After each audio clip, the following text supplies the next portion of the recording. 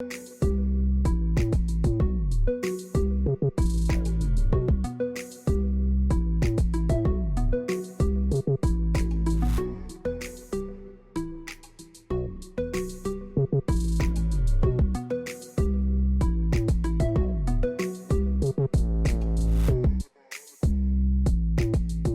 is Friday, January 25. It's the end of the work week. Here is what is making today's news.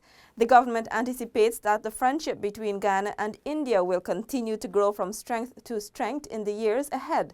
Prime Minister Moses Nagamutu stated this during the celebration of India's 70th Republic Day at the Marriott Hotel last evening. Rebecca Ganesh has our first report. In his feature address, Prime Minister Nagamutu noted that this significant observation provides an ideal opportunity to reflect upon the long-standing relations between the two countries. Guyana and India share close historical and ancestral bonds, which continue to deepen our cultural exchanges at the people-to-people level. The Prime Minister said Guyana continues to benefit from its ties to India. The bonds of friendship between Guyana and India were further strengthened with the visit to Guyana of the Honorable Dr. Satyapal Singh, Minister of State for Human Resource Development, Water Resources, and Ganga Rejuvenation and Development.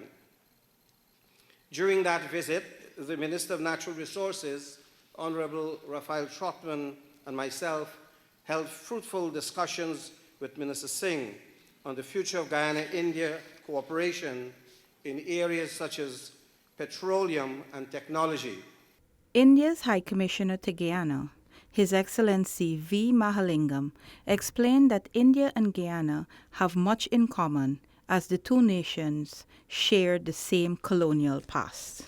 Since the establishment of full diplomatic relations between India and Guyana in 1968, 50 years have passed by.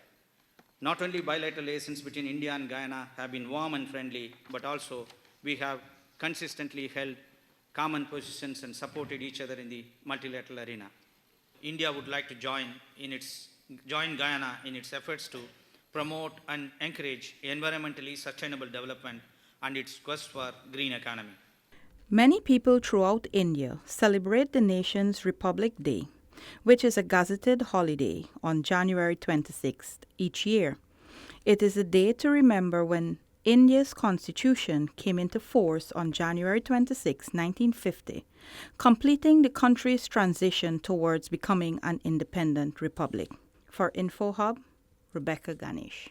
Both government ministers responsible for mining in Guyana, Raphael Trotman and Simona Brooms, today facilitated an open discussion with stakeholders in the mining industry on the National Mineral Sector Policy Framework and Actions. This policy document has been designed to manage the development of Guyana's mineral sector in a holistic, integrated, responsive and responsible manner. More from Felicia Valenzuela. The stakeholder forum began with a presentation of the policy document by the University of Ghana lecturer Sherwood Lowe, who leads the team contracted to spearhead the process of designing a strategic 10-year plan for the mineral sector. Following the presentation, stakeholders who would have previously perused the document gave their feedback. I think it's an excellent report. I think it is one of the reports certainly in recent times that is to the point. There is no fluff on it. The center of it and the two wings of it, so to speak, are pertinent. And I think that, frankly, all of the recommendations are valid and should be taken on board in the immediate future as far as is possible. Governance, compliance, performance. The three are inextricably linked together, restating the obvious. Compliance, we have gotten hell for that. We at the Gold Board have gotten hell for that. And that continues. Pushback is not the word. And I can't imagine what they're saying, if what they've said to my face, what they're saying to you as the ministers behind our backs. Regardless, we have a responsibility and that has to continue. But the point I want to make with that is this. Performance in terms of production is not going to happen unless the compliance continues, and it continues at an enhanced due diligence level. The policy document is said to be both a vision statement and an action plan, It also responds to the need to make the mineral sector realign more with sustainable development goals, as well as in line with policy recommendations for national development agendas, in particular the Green State Development Strategy. When the session wrapped up, Minister within the Ministry of Natural Resources, Simona Brooms, told InfoHub that her department will now ensure the policy reaches those persons on the ground who could not have attended the session today. There's 5 mining districts, and so we're going to look at having the team going to these mining districts, inviting, for example, the smaller miners to explain to them and give, in their space, give them that opportunity to ask questions, if it will affect them, how does it benefit them, and things like that. Minister of Natural Resources Raphael Trotman says the public will now have an opportunity to peruse the document. So the next step is to release it to the press so that members of the public can see it. It will go up on our website, and then I'm going to go to Cabinet before the end of February with a synopsis and with a big document, and I hope Cabinet will give us approval, I expect, and then we will now have it declared as the national mineral policy for Guyana. So it's a very proud moment for us because it is part of our manifesto promises, the list, and we can check that box that this is completed. Reporting for InfoHub, Felicia Valenzuela. Alexis Rodney reports that Attorney General and Minister of Legal Affairs Basil Williams today opened arguments in his application to the High Court in relation to the December 21, 2018 vote.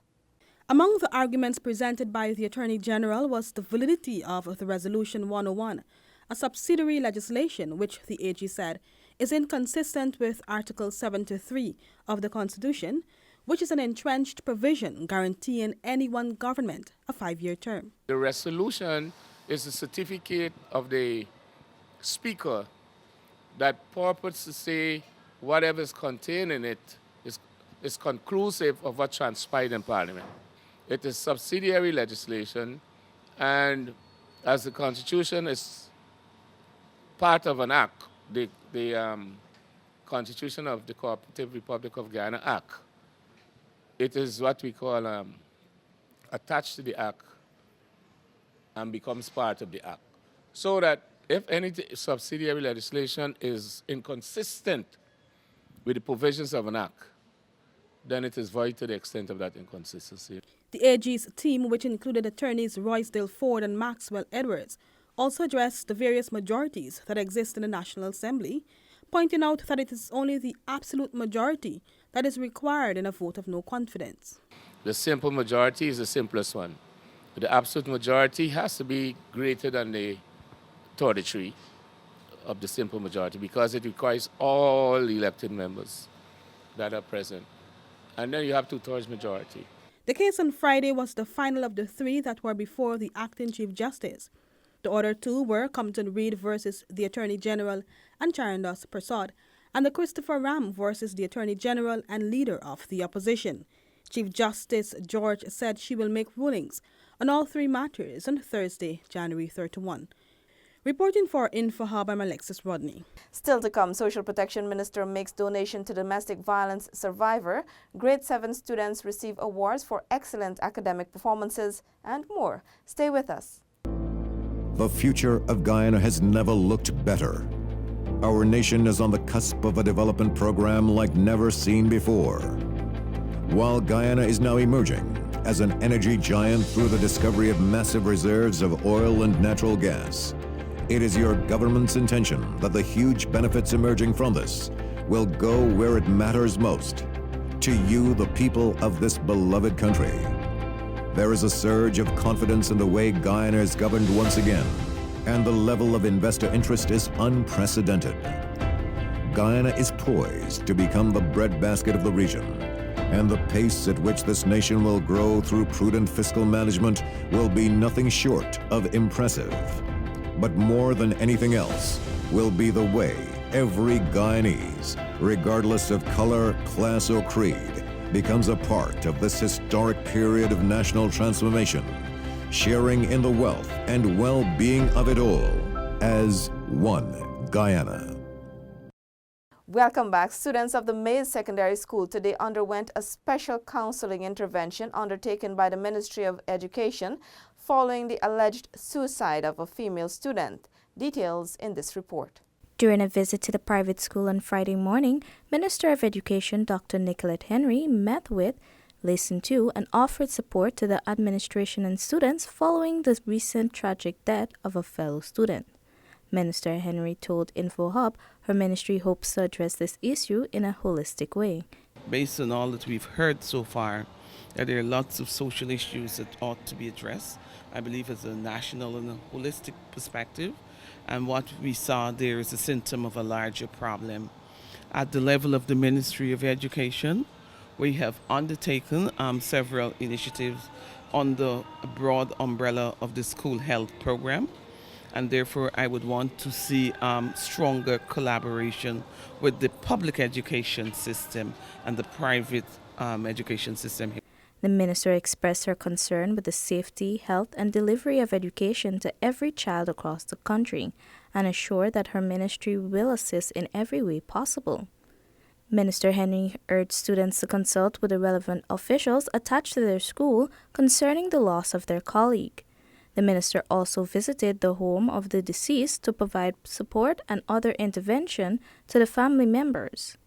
Neola Dimon, InfoHub. The Ministry of Social Protection on Friday extended its support by donating a hamper to domestic violence survivor Natasha Houston. Details from Ayana George. The Ministry of Social Protection has implemented measures to combat domestic violence and offer support to victims of domestic violence throughout Guyana. On Friday, Minister of Social Protection Amna Ali donated a hamper filled with baby supplies to spokeswoman and survivor of domestic violence Natasha Houston. Houston, who had suffered tremendous physical abuse at the hands of her now deceased husband and is pregnant, welcomed the generous donation by Minister Ali. I'm thankful for everything so far, and I'm just hoping for the best through my delivery and everything come through safe. I want to thank her and her staff team for everything. Houston was severely injured in an attack committed by her husband in August 2013. The woman said she is grateful for the support she received over the years from the Ministry of Social Protection and other organizations. Reporting for InfoHub, Ayana George. Ghana's economy continues to attract large international companies who make big investments, indicating their confidence in the economy. CEMEX's TCL Ghana Incorporated, TGI, was the latest company to demonstrate this confidence with the opening of its new concrete plant. The plant located on Lombard Street, Georgetown, aims to serve Guyana's expanding economy, particularly in light of the potential production of oil and gas around the corner. Minister of Finance Winston Jordan, making brief remarks during the simple ceremony on Thursday, said that he welcomes all investments that will serve Guyanese and boost the country's economy. Cement is an important part of the building infrastructure, not only in Guyana, around the world. Given the oil and gas that is meant to flow, if not later this year, then certainly early next year, then Guyana indeed will be poised for a takeoff, a long, sustained, high-end growth, and cement will definitely play a great part in that. And of course, when we're speaking about climate change and resilient infrastructure, when we're talking about a country that is 6 feet or thereabout below sea level, cement as a bulwark against the ocean and the rivers will be very important. Also attending was Mexico's ambassador to Guyana, His Excellency Ivan Ribeiro Sierra Medel, who observed that the launch of the concrete plant is the start of a transformational process in Guyana. Today, the company that specializes in building a better future, CEMEX, is confirming a long-term bet on the bright future of Guyana. Business manager of TGI Roger Randwar, General Manager of Arawak Cement Company Limited, Hugo Castro Izaguirre, and TCL Ghana Incorporated and President of the Ghana Manufacturing Services, Sham Nokta, all applauded the opening of the company. The company's self-compacted concrete is expected to eliminate the need for vibrating equipment at job sites. It is also set to reduce the time for each pour as concrete freely flows into the molds and create a high-quality finish, reducing both rendering time and expenditure.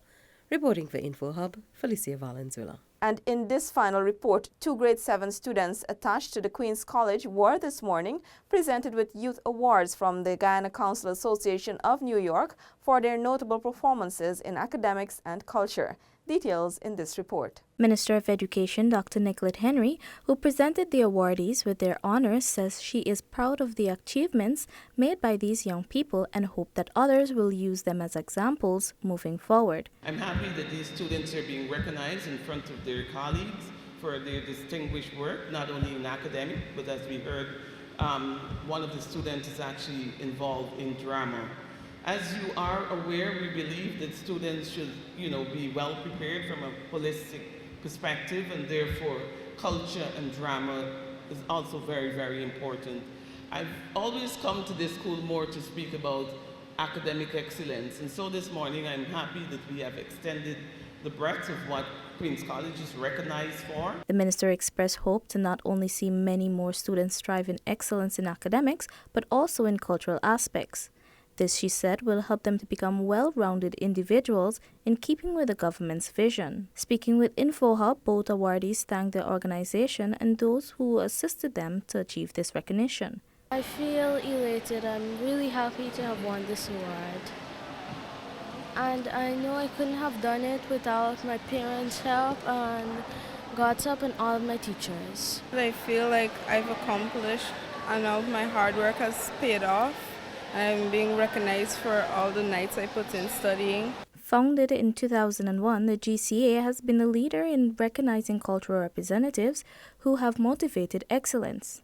In that tradition, they honor exemplars selected from global nomination of demonstrated significant achievements in accomplishing the goals of the respective themes. Neola Dimon, InfoHub. We leave you with this video of His Excellency David Granger as he expounds on the rich biodiversity and the government's vision of the Green State.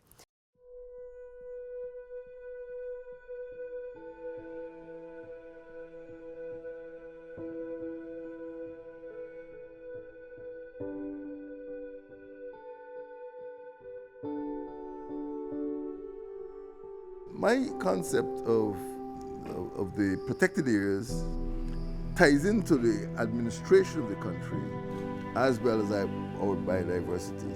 As part of the mainland, we have a very complex landscape, the coastal zone, the lakes, the wetlands, the highlands, the rivers, the waterfalls.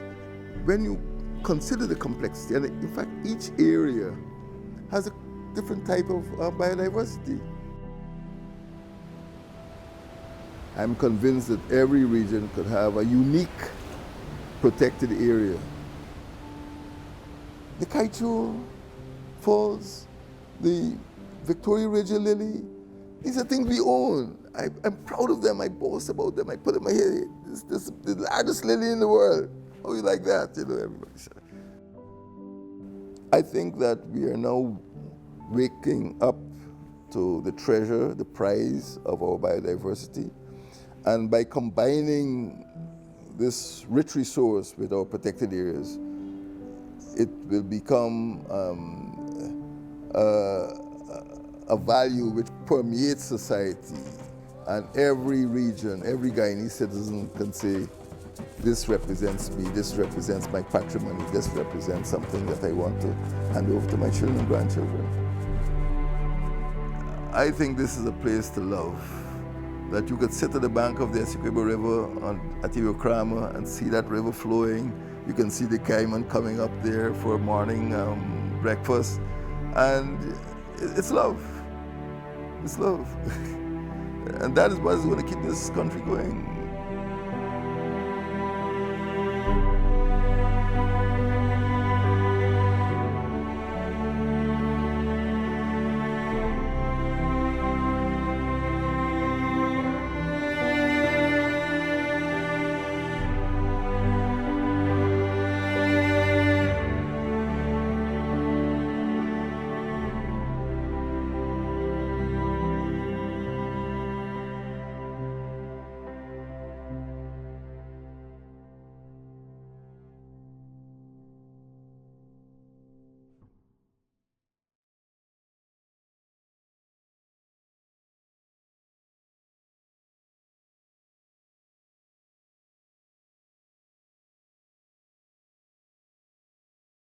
That's all for this evening. Connect with us on WhatsApp, like and subscribe to our Facebook page for notifications. You can also follow us on Instagram for updates and visit our website at dpi.gov.gy. Have a safe and enjoyable weekend. Your bridge and weather reports are up next. Goodbye.